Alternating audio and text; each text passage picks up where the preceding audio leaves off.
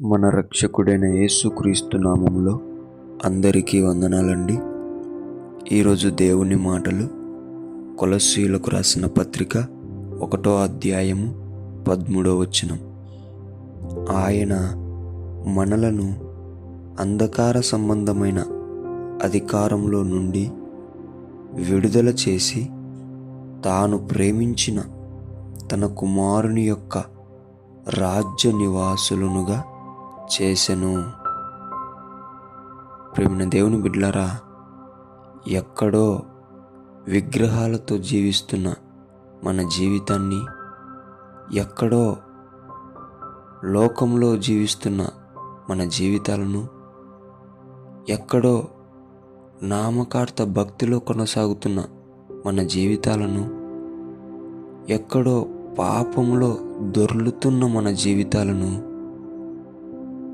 కనుగొని గుర్తించి తన ఉన్నతమైన ప్రేమ చూపించి అటువంటి అంధకారంలో నుంచి మనకు విడుదల చేసి విమోచించి ఎక్కడ ఉంచాడో తెలుసా?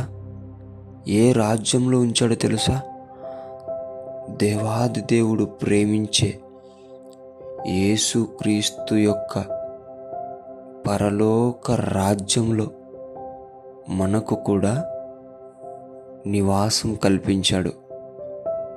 దేవుని బిడ్డలారా, ఎంత దేవుని వాత్సల్యత నీవు పొందుకున్నావో ఒకసారి ఆలోచించు.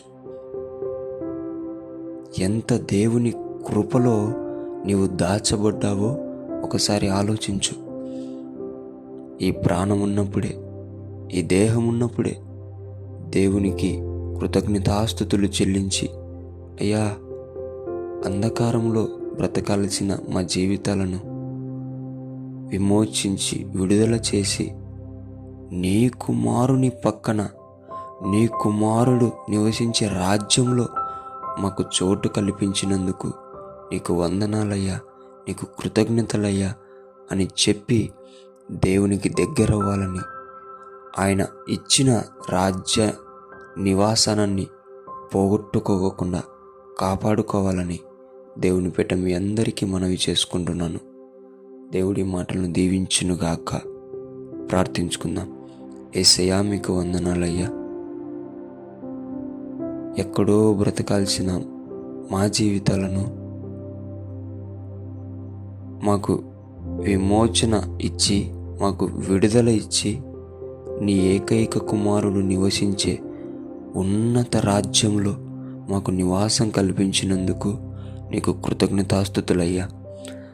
ప్రతి ఒక్కరూ దాన్ని గుర్తించి నిన్ను ఘనపరిచి ఆ రాజ్య నివాసం యొక్క స్థానాన్ని కాపాడుకునే జ్ఞానము బిడ్డలకు దయచేయమని యేసు నామములో ప్రార్థిస్తున్నాం తండ్రి.